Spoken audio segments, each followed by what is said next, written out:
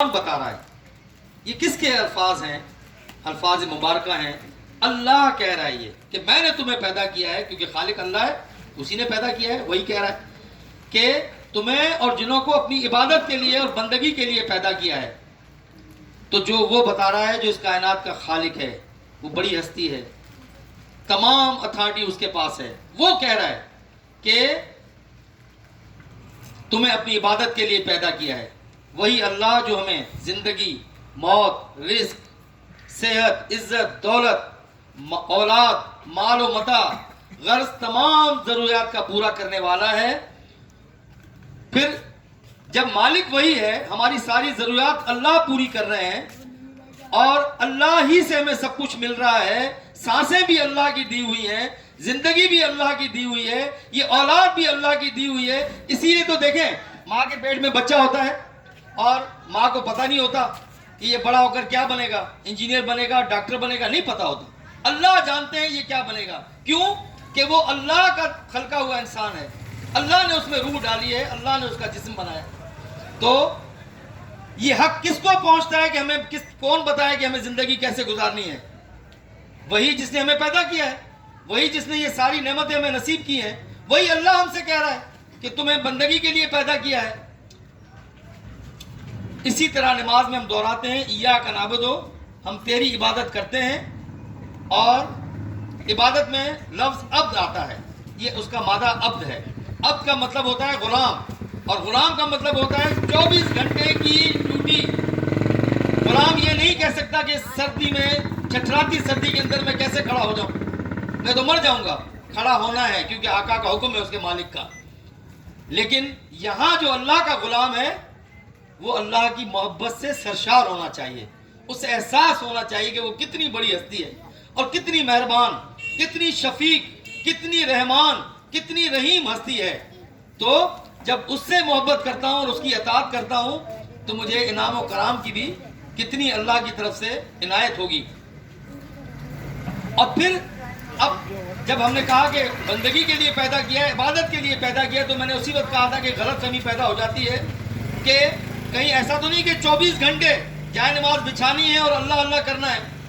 تو یہاں کنٹراڈکٹری بات ہو جاتی ہے کہ انسان کو کھانا بھی ہے، کھانے کے لیے کمانا بھی ہے، شادی بھی کرنی ہے، بچے بھی پیدا کرنے ہیں، ان کی شادیاں بھی کرنی ہے، کاروبار بھی کرنا ہے. تو پھر یہ کیسے ہوگا اگر جائے نماز پہ بیٹھ رہے؟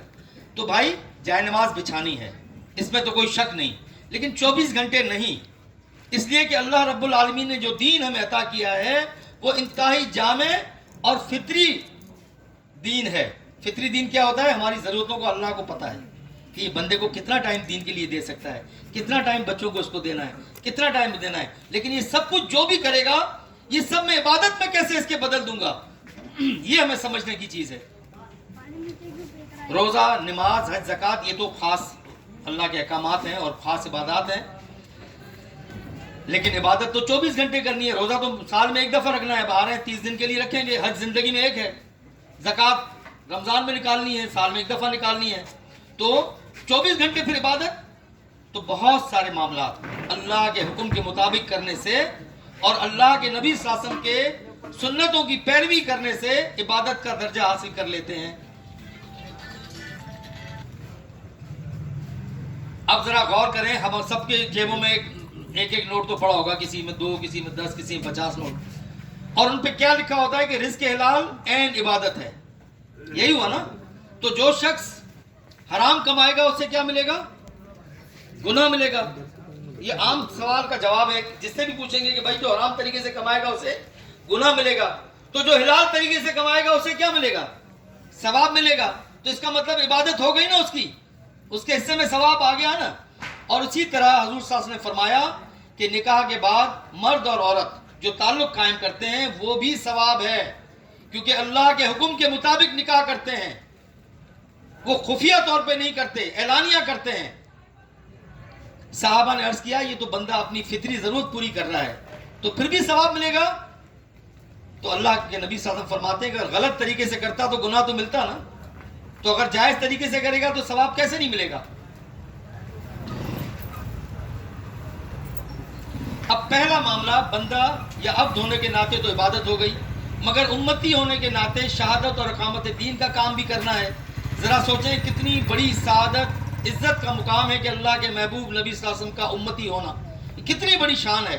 کتنی دنیا میں قومیں گزری ہیں، کوئی کس نبی کے پیرو تھا، کوئی کس نبی کا پیرو تھا۔ آپ اور ہم پیدا ہوئے ہیں اس دور میں جس میں اللہ کے امتی ہیں ہم، لیکن یہ مقام اور یہ عزت تب ہوگی جب بندہ امتی ہونے کا کام یعنی شہادت کا کام کرے گا، اقامت کا کام کرے گا۔